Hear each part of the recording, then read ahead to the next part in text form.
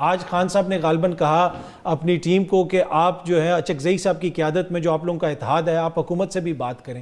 آپ نہیں سمجھتی کہ یہ جو حالات ہیں پاکستانی جو ہیں ان کو ان حالات کا سامنا ہے, ان حالات میں ہمیں بیٹھ کے بات چیت کرنی چاہیے؟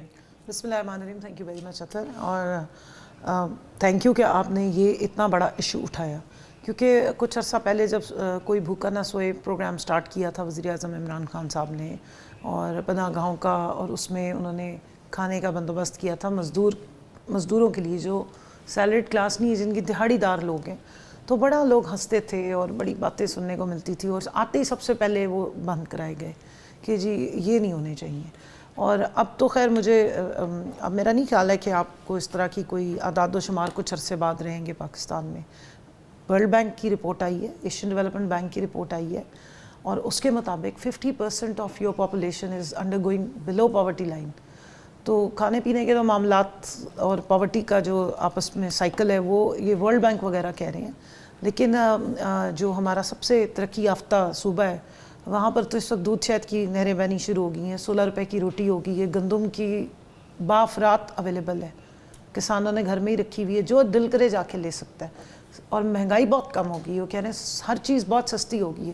سو میرا خیال ہے کہ اب لوگ زیادہ مائیگریشن ہوگی, جو ایک انٹرنل مائیگریشن ہوتی ہے. یہ جو اضلاع آپ نے بتائے ہیں ان کو پتہ لگ گیا ہے کہ پنجاب میں اس وقت دودھ شہد کی نہریں بہہ رہی ہیں, بہت اچھا ماحول ہے, کھانا پینا سب سستا ہے, روٹی 16 روپے کی ہے, جتنی مرضی کھا لیں, گندم ویسے ہی نہیں کوئی اٹھا رہا.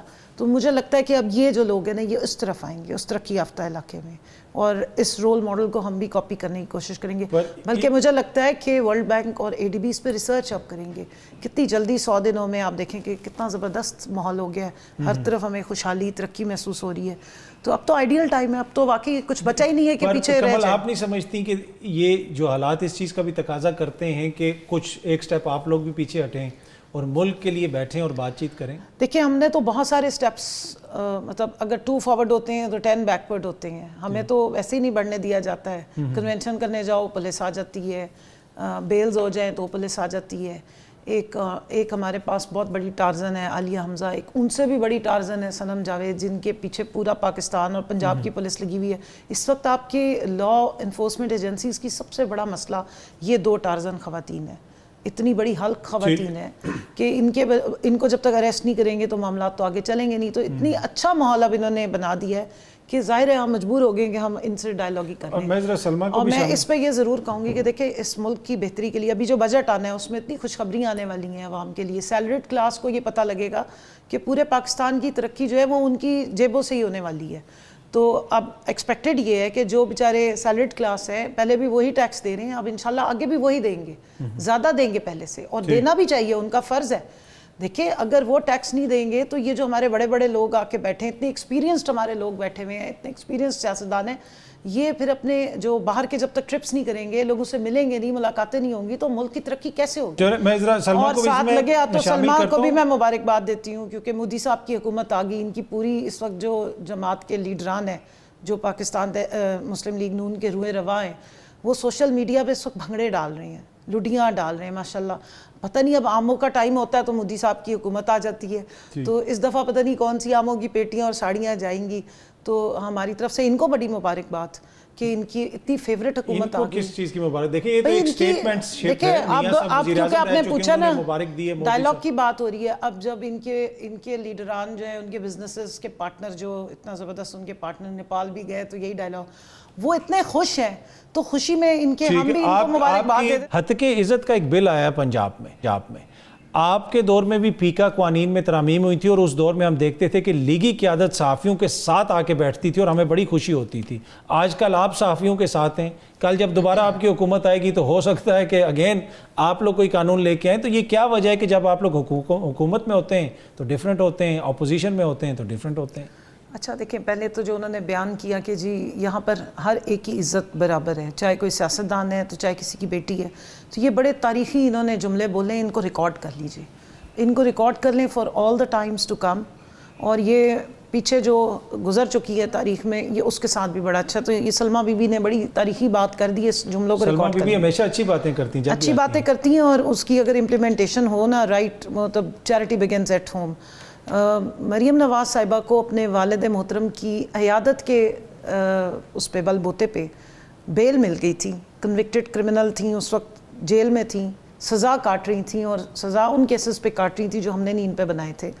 اور اس کے بعد وہ بیل لے کے وہ یہاں بیٹھی رہیں, اور میاں صاحب جو ہے وہ لندن چلے گئے, ادھر ہی لندن جہاں پہ ساری پلاننگ ہوتی ہے, اور 4 سال وہ وہاں رہے ہیں. لیکن بی بی یہاں رہی ہیں اور پوری انہوں نے کھل کے سیاست کی ہے. نہ ان کو کسی نے اس طرح 45 FIRوں میں پرسیکیوٹ کیا, نہ MPO کے تحت ان کو اٹھایا گیا آدھی رات کو. وہ نیب کی پیشی پہ گئیں تو ساری دنیا نے دیکھا کہ, اور وہاں انہوں نے نیب کے اس پہ جا کے دفتر پہ باقاعدہ پتھراؤ کروا دیا تھا, اور آج تک نیب نے ان سے جا کے سوال نہیں دوبارہ پوچھا. اور کورٹس جو ہے وہ ماشاءاللہ ان کو فل کوریج دیتی رہیں. اور اگر جو کوئی کورٹ نہیں کوریج دیتی تھی, پھر اس کورٹ کے ساتھ جو بی بی صاحبہ اور ان کی پوری ٹیم جو تماشا کرتی تھی, وہ ہم نے ساروں نے اپنے ہی دور حکومت میں وٹنس کیا ہوا ہے. اچھا, دوسری بات جو حقیقت عزت کا جو بل ہے, جی میں اس پہ بات کر رہی ہوں. دیکھیں, میں انفارمیشن کی جو اسٹینڈنگ کمیٹی تھی, دونوں IT کی بھی اور انفارمیشن براڈ کاسٹنگ کی, اس کی میں ممبر تھی. اور اس کے پیکا کے کچھ ایسے قوانین تھے, میڈیا ریگولیٹری اتھارٹی بھی آپ لوگ لانا چاہ رہے تھے جی, اس کو وہ فواد چودھری صاحب نے ڈرافٹ کیا تھا. اور اس میں بہت ساری چیزوں کو جو ہے انہوں نے میڈیا پہ آ کے, جو آپ نے کہا نا کہ وہ اس وقت بیٹھتے تھے, تو اس کی بڑی غلط طریقے سے پروجیکشن کی گئی تھی. ہم نے وہ پورا بل ان کو دکھایا تھا, اور اس میں کافی ساری امینڈمنٹس تھیں. اور وہ انفارمیشن منسٹر اس وقت جو بھی تھے, انہوں نے بلا کے ان کو دکھایا بھی تھا بیسکلی جو. لیکن وہ اس کے بعد جب اس پہ نئی کنسنسس ڈیولپ ہوا تو اس کو ختم کر دیا گیا.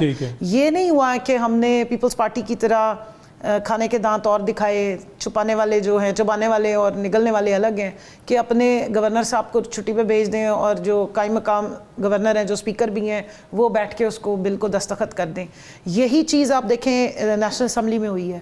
انہوں نے یہاں پر آرڈیننس لایا کہ ٹریبیونلز کے لیے ریٹائرڈ ججز کو لگائیں گے. پہلے انہوں نے کہا کہ اس کو ہٹانا ہے, 1 سال پہلے انہوں نے ان کو ہٹایا کہ نہیں. پھر انہوں نے یہ ROs والا سارا معاملہ جو ہوا تھا الیکشن کمیشن کے لیے کہ ROs اپوائنٹ کریں گے, اب 2 دن پہلے سیشن سے آرڈیننس پیش کیا گیا ہے, اور اس شخص نے اس کو بیٹھ کے ویٹ کیا یا سائن کیا ہے, جو قائم مقام صدر ہیں, جن کا نام یوسف رضا گیلانی صاحب ہیں, جن کے اپنے کیسز ٹریبیونل میں لگے ہوئے ہیں. تو یہ تاکہ جتنے بھی کیسز ہیں فارم 47 والی حکومت جو ہے وہ بچ جائے. ٹریبیونل میں 3 اسلام آباد کے جو ہمارے MNAs ہیں, ان کے کیسز کو اس ٹریبیونل کی پوری سیٹنگ کو ہی بدل دیا گیا. سو آج پروسیڈنگز ہوئی ہیں اسلام آباد ہائی کورٹ میں وہیں موجود تھی عدت کیس کے لیے بھی, اور اس میں جو ہے وہ چیف جسٹس صاحب نے کافی ان کو سخت ریمارکس دیے الیکشن کمیشن. تو اب یہ چاہتے ہیں کہ جج, جیوری اور ہر چیز الیکشن کمیشن کو بنا دیا جائے, تاکہ جو ان کے فیورٹس کے طور پہ وہ کام ان کو سہولت کاری فرما رہے ہیں, فارم 47 کی حکومت جو ہے وہ اس طریقے سے چلتی ہے. باقی جو انہوں نے بات کی کہ دیکھیں 40 سال, میں بریفلی کہہ رہی ہوں, 2 لوگ ہیں, اور ماشاءاللہ وہ ساری کی سارے سوال مجھے ایسے لگتا ہے کہ حکومت میں بھی, فارم 45 کے مطابق تو حکومت میں ہم ہی بیٹھے ہوئے ہیں, لیکن اب فارم 47 والی حکومت اگر سوال کرتی ہے تو میں انہیں جواب دے دوں. سمپل سی بات یہ ہے کہ جی دیکھیں, بیوروکریٹس بھی ان کے اپنے پسند کے ہیں, اور باقی سارے, کیونکہ 40 سال سے تو حکومت میں ہیں, چاچا جان بھی تھے اور ابا جان بھی تھے.